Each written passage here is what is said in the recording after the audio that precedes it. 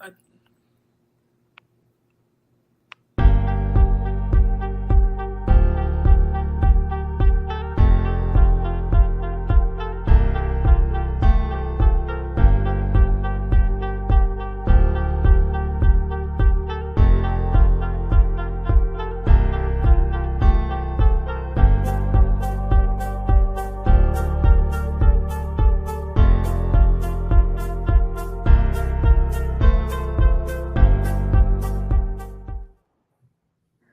Good evening, everyone. Welcome to Becoming the Woman of Your Dreams podcast. Host Shakita Davis, visionary owner of Women with Vision and Purpose. And this month, we are celebrating Black women in business for Black Business Month. Today, I have a special guest by the name of Miss Sandy Ward, who is a mom, educator, and entrepreneur. Welcome, Sandy. How you doing? Good evening. I'm doing great today. Good. Thank you for being a special guest on the podcast this evening. I appreciate you having me.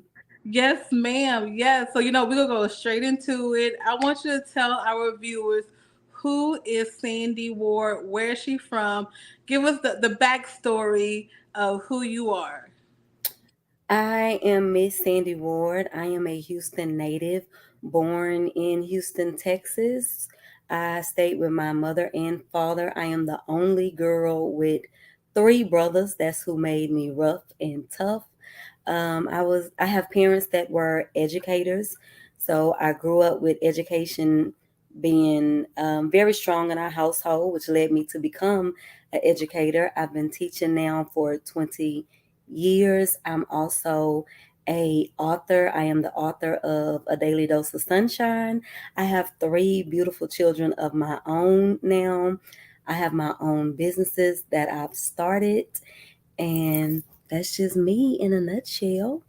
Yes, awesome. You know what? And that goes into my next question. As I was reading your bio, you mentioned that you knew in the first grade that you wanted to be an educator. And I'm sure that came from your parents. Is that correct? Actually, in the first grade, I had a wonderful teacher. I Okay. saw my parents in education, so it sparked my interest. But I had a first grade teacher that took us in as her own kids. Nobody felt like a student. In that room, we knew that we were a family. She built so much confidence in us. The way that she made sure to show us that she was invested.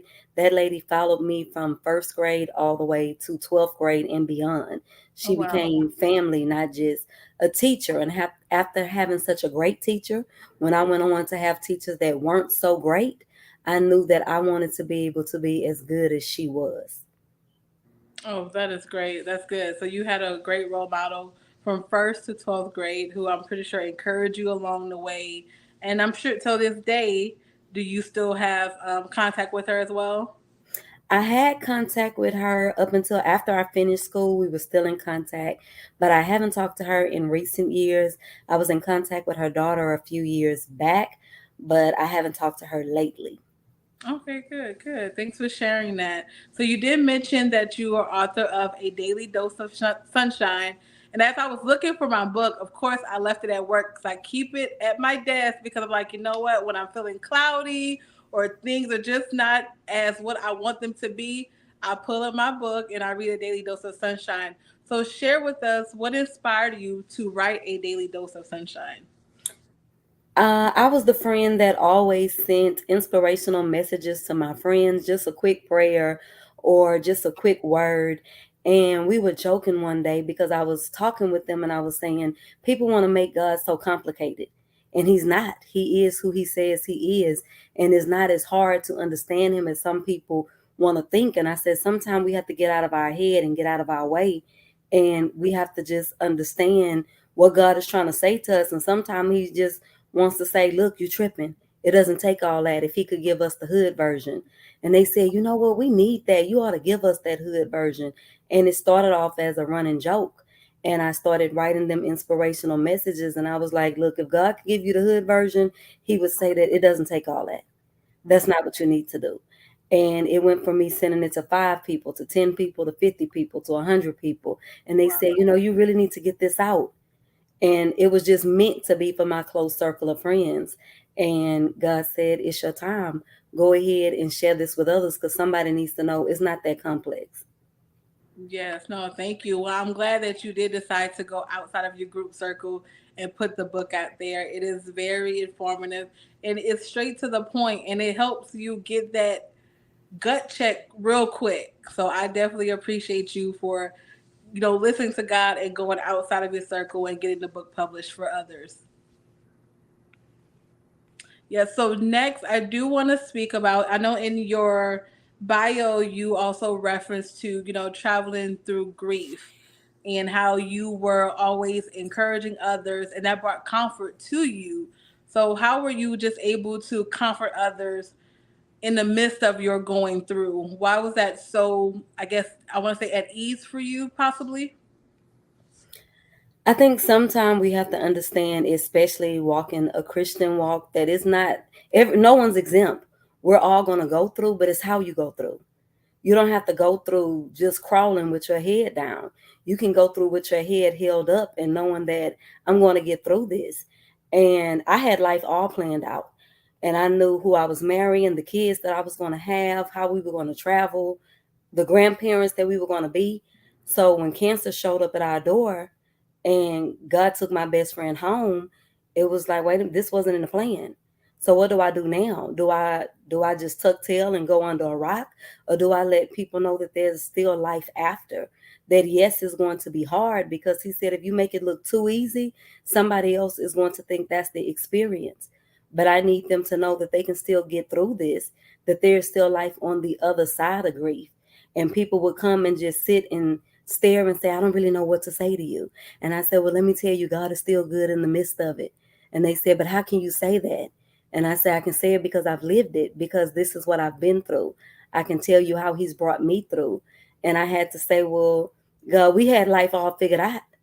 Why did we have to go through? And he said, because I knew that if I chose you, you would take my word out and you would let them know what I did for you. So it's no coincidence that you had to go through it. But I need you to be able to encourage somebody else to know that there's still life outside of it. They don't have to die with the loved one that died. They can still live. They can still have joy. They can still have peace. So it was important for me to still bring that to those around me and let them know that you can keep going, because I understood in it that it wasn't just about me. It was a bigger purpose. And somebody else needed to know, because we deal with grief all the time. And it's so many stages of grief, but they needed to know that you will get through it, that there's still life after this. So I had to share that with those that was around me. Oh, that's amazing. That's amazing. You know what? It's true what he said. He give his toughest battle to his toughest soldiers. And you understood that you had to share God's word with individuals around you to know that you can get through this. Going through grief is not easy. And some people don't understand that there's still life after death. So thank you, and for encouraging others to know that they still can live life and have hope and then still continue through God's plan for their life. And I know in the midst of that as well, you also had a health scare that kind of helped transition you in with your walk in God and continue to call on Him and count on Him. Can you share with us how was that like as well? So after dealing with that, because I had to understand that with test comes testimony. So you got to go through something to be able to share with others. And many people, they want the testimony, but they don't want to go through anything. None of us do. We want to be exempt. And in dealing with all of that, God sent total strangers that said, you know what, I'm dealing with this right now. I had this cancer scare. We're overwhelmed with business. And he would just connect me with these people and say, share your story. And I was able to tell them how we made it through and how I dealt with grief, and then turned around to have abnormal test results come back and they said, hey, you may have cancer. And because that word is so scary, when it shows up at your door, life changes instantly. It makes you rethink everything. And in that moment, I had to figure, okay, my kids have already lost one parent. It's just me. So what do you do now? And can you still stand on that same word that you've been sharing now that it might be your turn? So I had to stand flat footed and know that he is who he says he is. And if you've seen him do it before, he's going to do it again. And no matter how it turns out, he's going to get the glory out of it. So I was fortunate and blessed that everything came back, that it was normal. But it was just going through the process, that how quickly I knew life could change and what it could have been. And in that time, I had to stand just on that same word that I was sharing with others, and know that the same way that you're trying to witness to them, you got to be able to encourage yourself. You have to know that no matter how it comes back, it's going to be okay. So that, but it also made me change things around me and say, okay, get me through this. And I know I have to do some things different because I'm still trying to be here. That's right. That's right. Oh, awesome. In regards to you being an entrepreneur, is it safe to say that you are becoming the woman of your dreams? I think that it's safe to say I'm becoming the woman that God has called me to be, Okay. because He takes me into places I've never dreamed. It's some things that I didn't anticipate. I didn't plan on writing a book. That wasn't in my plan. I never thought I'm going to be a business owner, or I'm going to have my own business, or this is what I read. This is going to be my purpose. But it was being able to be obedient, in Him saying, now I need you to go to the left. And me saying, you want me to do what? Okay. Now I need you to write this. Now I need you to start this business. Now I need you to start another business. That was never in my plan. Being an entrepreneur was never something that I dreamed I was going to do. But I had to be obedient in Him saying, this is what I want for you to do. So I don't think that it's just becoming the woman of my dreams, but it's me becoming the woman that God has called me to be. Yeah, that's a good way to put it. So, what are some of the hardships that you had to go through as being an entrepreneur, and especially being a Black woman in business? Being a Black woman in business, you have to know how to market in a oversaturated market. You have to know that what is for you, because you might decide I'm going to print shirts and it's a million other people doing it, but it doesn't mean you can't do it. You have to understand that sometimes the people that you think this is going to be my biggest supporters say, yeah, we're not really feeling that. And why you? And it's not about them. You have to understand that some days you have more sales than you have the time to fill. In some weeks, some months, it's like, where is the business? All of that comes to it. And being able to do the research to find out, what do I need to do? How do I keep my product relevant? How do I stay out there? How do I advertise? All of those are challenges that you come into as a business owner, and finding balance, because like I said, I am a teacher. I do have a full-time job. So also being able to run a business and understanding that you can't always do everything. You have to be able to pull and lean on people and say, listen, I need this dropped. I need to go here. I need to just have a moment. So you have to have that balance, that I still have to be mom and I still have to be the teacher, until God says, now I'm going to take this business to where you don't have to do that anymore. But in the meantime, it's still balancing um, just that home work life balance for your business, and being your biggest supporter, because you have to be able to walk through when everything doesn't look good. Sometimes it feels like the bottom is falling out, like, what am I doing this for? I only had one sale in this long of a time. What should I do? But you have to still be able to dust your shoulders off and keep going, and know that what's for you is for you.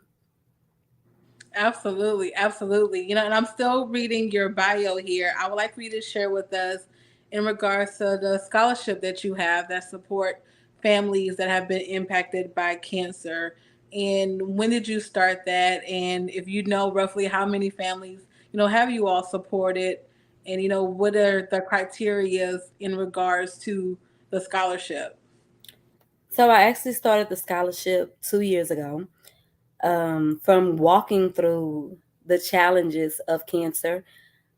My household changed drastically, quickly, because we went from a two household income to my husband not being able to work.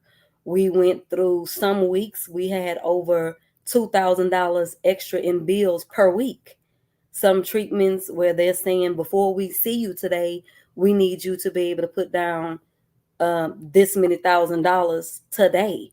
So the financial strain that it caused was a lot, and dealing with the emotional and the physical strain of it. So I understood that other families that come out on the other side where they still have their loved one, but their household is forever changed, or they are a survivor. I wanted to be able to give back to people that have had that same experience, because I am an educator and I knew the importance of education, but I know the strain that cancer can cause on your family. So I decided to help people that have been impacted by cancer. Um, we started giving out a scholarship. It's a yearly scholarship for students going into college, but it can also be trade school, because for some kids, college is not for them. So it's either or, and it's a one-time scholarship that they're able to receive. So in those 2 years, it's been given out annually. So I've had two separate recipients thus far. We're still raising funds because I wanted to be able to grow and be bigger, so that it's more than one family a year that we're able to support. But this year we gave one scholarship out, and a large amount, and then we were able to give out smaller scholarships for people, just for books. Every little bit helps when you're going to college, Right. but specifically I wanted to help people that had been impacted by cancer. So I also partnered with New Faith this year, and I gave my scholarship out through their church. Oh, that's amazing. Where's News Faith located? New Faith is located here in Houston. It is off of West Fuquay in the Harlem Clark area. That's Okay, not my church. That's just who I partnered with okay, for that particular scholarship. okay, great, great. And how can others donate to the cause and help you support for the scholarship?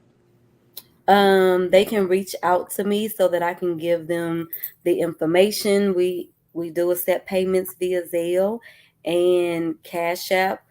It is not a nonprofit as of yet. It's still in the works, but they can still reach out so that they're able to donate. We normally have fundraisers throughout the year, but they can just make a financial contribution if they're interested. Okay, good. And I'll make sure that the viewers also get this information on how to support and donate as well. Next, I wanted to ask you, I know life be life in and life still happens through all the trials and tribulations that you've been through, but you still rise above it all. During tough times, how do you kind of preserve yourself through tough times? I grew up in the church. My grandfather was a pastor, my uncle was a pastor. So I lean heavily on God. I have very strong faith. I have to know how to take time for me. I'm very big on vacation and travel, Yes, you are. because I believe if you work hard, you should play hard. And Absolutely. if I didn't learn anything else than losing my husband, life is quick. And one thing that I can say out of our relationship, because I was blessed to marry my best friend, I had somebody I could laugh and walk through life with, but I didn't have regrets. We lived, we went. When others said it doesn't take all that, and why are y'all taking the kids here, and why are you going on yet another trip? But looking back, I didn't have to say, I wish we could have. I wish we would have went, because we did. That's We good. lived and we laughed, so I didn't have that regret. I didn't have to hold on to, I wish I did. And so I believe in still living like that. I don't believe in working myself tirelessly. I don't believe in, I have to go to work, but I have to put my family on the back burner because this is work, because that's a top priority for me. But I believe in finding that balance. You have to have people also around you that have common ground, that we uplift each other. You have to know who is in your circle matters, because I expect everybody around me to be blessed. I don't just expect it, but I see it. So I know if you attach to me, the blessing is going to flow from me to you. So I don't let everybody attach to me. I don't need you around just to be around. It has to be a purpose for you being Absolutely. here. So it's very important who I allow to come into my circle. But I definitely take the time to just take a step back and say, you know what? I just need to sit by the beach today. I just need to take in the water. but it's just finding that balance so that you can jump back when things get heavy and say, you know what? Now I didn't shed these tears, but I can keep going. I might have to crawl, but I'm gonna keep moving. That's good. So I have a question. So I'm sure, do you don't let yourself get to your max margin? You have a margin to where you know that it's preserved just for time for you and God. Definitely. I have to, because like I said, that's my driving force. I can't do anything without him because I've been through too much to doubt him. So I need that one on one. It's just like dating and in that fun period, and I got to get to know you and I want to know more about you. I don't ever want to fall out of that phase with God. I need to know more about you. I need one on one. I know that you're a jealous God. I want to be right here with you. I want to give you your time. I have to have time when I separate from everybody to say, you know what, I got to move away from the noise Mhm. so that I can hear from you. Because right now there's a disconnect. And he said, if it's a disconnect to move, it's not me. So I have to be able to pull myself in and dedicate that time. Before I get up and start moving, I have to dive into the word, because every day I know once I walk out of this door, it's going to be challenges that I'm going to face. But it's not that I'm going to just face them, it's how are you going to face it? So I need to be able to go in this tool belt and say, okay, you did say I'm more than a conqueror, so I don't have to go off today. You did say to watch what comes out of my mouth, so let me not say what I was just thinking. I don't have enough mind to give them a piece of my mind. I have to be able to refer back to that. Oh my goodness. So it's Yes. important for me to maintain that relationship. It's important to have that intimacy with him Absolutely, absolutely. And putting on the full armor every day. every day. Yes. So share with us in regards to Blessed Beyond Bees. I know that was a business that your daughter and you birthed during the pandemic. Is that correct? Yes. So during the pandemic, my daughter was dealing with grief really heavy, and the pandemic really gave us time to sit in our grief, because before that we were going and going and going, so we were numb. We didn't have to feel and truly sit in the hurt that we were dealing with. But then God put everything on pause, and here we were trying to navigate and figure it out. And she found comfort in visiting with her grandmother. And while she was there, they started making jewelry and they started creating jewelry. And she said, Mom, this is something that I want to do. This is something that I enjoy. And I said, okay. I just wanted to see a smile back on her face. So it was something that we started doing together. And people said, I saw that piece on your arm. Where did you get that from? And I said, oh, my daughter made it. And they said, really? Wow. How do we get it? And I was like, well, She said, okay, but let's see how we can make this available for you. And we went through the process of getting licensed and putting Blessed Beyond beads out there. And we went from beads to accessories, sunglasses. We started taking custom orders, and people said, you know what? I just crossed this sorority line, and all of my sisters want these bracelets. Can you make it? Yes, we can. And that's just how it started. It started in our living room with us making custom pieces for ourselves, just for comfort to people seeing it, and it just spread like wildfire. yes, yes, and beautiful pieces. I know Miss Sandy, have also go around Houston doing pop up shops and vendor events, and I know Blessed Beyond Bees is always there, out supporting and available where you can purchase your Blessed Beyond Bees, and also another business that you have is Sunshine's Better Choices. So please share with us the development of that business as well. So Sunshine Better Choices really started after I had that cancer scare, and I said I need to do something different. I want to be able to still be here. I don't want my kids to have no parent left. So I started making better health choices. And in that, I started researching how can I do holistic health choices? What can I do that's natural without putting all of these chemicals and medicines into my body? And I started by making fresh juices. And then it led to me I was purchasing sea moss. So I went and I researched and I said, I can be doing this for myself. And I started making it for myself. And I was having a conversation with someone about the sea moss, and they were telling me the benefits that it had shown for them, and I was telling them what it did for me, and they said, "Well, wait a minute, why aren't you selling it?" And I said, "Well, I'm doing these things for me. I'm doing this juice and ginger shots and sea moss just for me to have better health." And they said, "But it's not just for you. We all need it. So you need to make it available." And I said, "Okay, Lord, where you lead, I will follow. And if this is what you want me to do, I sure will jump to it." That wasn't my plan, but it took off very quickly. And it was just word of mouth and people saying, "You know what? Your skin looks good. I see you losing weight. Like, what are you doing?" I was on the phone in the grocery store and the lady said, "Ma'am, I'm so sorry, but I could overhear your conversation. Did you say you sell sea moss? How do I get that?" And like I said, that word of mouth had just quickly traveled. And I said, this is something that is not just for me, but I need it for other people. And COVID is still very real. Our numbers are back Yeah. up. And people said, "How do I get my immune system up? How have you been teaching through a whole pandemic and you haven't got COVID and you're around these little kids all the time?" And I said, "I do everything I can do to keep my immune system at its highest." And they said, Say "Well, that give it again, to ma'am. me." Say that again one more time. About Never, keeping yes, never catching COVID through this whole time. through this whole time, from being with kindergartners, first Wow. graders, second grade, jumping on the airplane, flying here and there. I had to know that I was putting myself at risk with some of the choices that I was making because I was still going to be on the go. So I needed my immune system at its highest because many people want to wait until they get sick and then what can I start taking?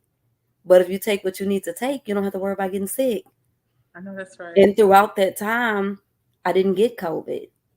Wow. And through that time, I've rarely gotten a cold or simple things. I had to find ways to keep my immune system high enough because when you're dealing with little bodies and lots of germs, you have to have your immune system up because I can't call in every week because I'm sick, I'm congested, my stomach, and they know that I'm rarely out because I'm rarely sick. Now, I thank God for it, but I also make sure that I make the provisions to put in my body what I need so that when sickness tries to come, my system in a day says, "No, we're not supposed to deal with that." Yes, no, that's It's very. able to push it out. So it's important for me to also share with others that say, "You know what? I've had a problem getting my blood sugar under control. My blood pressure is really high. I'm working on something for my skin. I have a teenager that has a lot of acne. What do you have?" And I said, "Here you go. Now you need to come get some of these Sunshine's better choices that I have for you." Yeah. And they become lifelong customers. And they share word of mouth. Look what this did for me. Because they don't just hear about it, but they see it for themselves, the benefits. Right. So then I gain those repeat customers that keep coming back. And then they share with others that are saying, "Hey, your skin is looking good. I see that you're losing weight. What happened? You're not as sluggish as you were." And they say, "Yeah, I stopped taking my medication. Now I'm not a doctor, so I'm not telling you don't take your medicine. But I'm saying that I've done natural ways that have worked for me and I've seen work for others, but always consult with your doctor." Disclaimer. Yes, ma'am. Yes, no, that is awesome, Miss Ward. I also read in your bio as well that you are working on book number two. Is that correct? I am working on book number two, and it's just time catching up with purpose because book number two is actually it's ready to roll. It's just me slowing down enough to put it out. And it was funny but not funny because the first time book number two was ready, I had everything in my phone and I fell and I shattered my phone. And they weren't able to restore what was in it. And I wasn't worried about the phone. The first thing that came to mind is all of my writing is in my phone. Oh wow. And my niece said, "That's because that's not what God wants you to put out, or He Mm, wouldn't have took that away from you." She said, "So now you go back to scratch." And I said, "Back to scratch, but it was done." She said, "But that's not what He has for you." So here I am back at scratch, and I have an even better version. And I'm like, okay, it's just time to release it. yes, I love it. And look, just a tip here: if you're gonna use your phone, download Google Docs because then you can log into it from anywhere. Okay. Yes. Yes. So I know you are working on that, but what is something that you want to achieve next? whether that's for you, family, business wise? What is something that's on your goal or your agenda? I want to be the best that I can be in all aspects of my life. So right now, I'm really focused on my health. I'm working on being the healthiest version of me. I want to put my next book out. When it comes to business, I want to be just like George Washington Carver. He didn't just make one thing with the peanut, he had over 300. So when God says, go ahead and do this, I'm like, oh, if you open a door, I'm walking through it. I know I that's want all that He has for me in this season. absolutely, absolutely. So share with us. This is a segment that I have on here. It's called Woman to Woman. So basically, I want you to share some advice to the woman who is listening, who may be very high in life, and then also maybe very low, but trying to find that median of how you can share words of wisdom and inspiration to them. So, what would you say to the woman who's listening on the podcast this evening? I would say hold fast to God's unchanging hand. Many times when we get to those high points and we get to those low points, the first thing we do is we back away. Because right now, I don't want to be in the church. Right now, I don't want to hear a word. Right now, I don't want them to see me like this. And God said, that's when I need you to draw near to me. The same when everything is up. Because when we're going through, we want to reach out. God, help me. Please bring me through this. But when we're on a high point, we say, I didn't mean to put you on the burner, but right now, I didn't need you the same. So right now, that desire isn't, I'm not searching after you like I was. When we're in the midst of crisis, we're chasing after Him. But sometimes when we get to that high point, we forget who got us there. That's And right. God said, look, I'm going to be here. Life is going to be life. It's going to happen. You're going to have highs and you're going to have lows. But if you hold on to my hand, I'm going to bring you through. So I would just challenge them, no matter what you're dealing with, to keep Him close, to take time for you, to know what you're going through. You're not alone. To know that if you want to be in the spotlight when the light is shining on you, everything shows. So Hello. everybody's watching. Because sometimes we want to be in front, but we don't understand the price tag that it takes. So what you're going through, it's attached to your purpose. It's pain attached to your purpose. He never said that it's going to be easy, but He said, I'm not going to leave you. I'm not going to forsake you. I'm going to be there for you. So you just got to walk on through. Awesome, awesome. Thank you so much for just being encouraging and then just sharing who you are, what you've been through, and then kind of how you got over and through life. And we know that you are walking side by side with God, and there's faith that, things will get better, but you have to keep living. How can others connect with you online? So I have several social media platforms. My inspirational, I have Sandy Ward underscore sunshine, where I give daily inspiration just on God's goodness and just words of encouragement to others. That's on Instagram. Also on Instagram, we have Blessed Beyond Beads, where they can go and see our products and also send messages if they're interested in purchasing. Bless Beyond Bees is also on Facebook as well as TikTok. And on Instagram and Facebook, I also have Sunshine's Better Choices. Great, great. And we'll make sure that is in the comments as well. And do you have any future events coming up or things that you are a part of that you would like to share with the audience as well? We're always doing pop-up shops around Houston. So we don't have anything currently on the books. I'm saying we don't have, and then telling you what we do have, but we do have an upcoming church conference, but I don't know all of the details. That's why I didn't go into details, but we always post the pop-up shops that we have coming up. We're always working to build our scholarship, and we're always putting out new and exciting products for you guys. Yes, awesome, awesome. You all, thank you for tuning in for this exclusive segment with Miss Sandy Ward, who is a Houstonian who is blessing individuals through her book, A Daily Dose of Sunshine, through her Blessed Beyond Bees business with her daughter, and then also her, please tell me your juice business. The juice business, as well as we do sell sea moss There you and go. ginger shots, is Sunshine's Better Choices. That's right. I don't know why I just went blank for a second. But yeah, so we will make sure that you all will have all of the taglines and how to reach Miss Sandy Ward and also visit her business page. Until next time, you all, thank you for tuning in, and we'll see you all next Wednesday on Black Business Month while we are honoring Black women in business. Have a good Thank you for night. the You too. opportunity. Thank you, Miss Ward. Have a great night.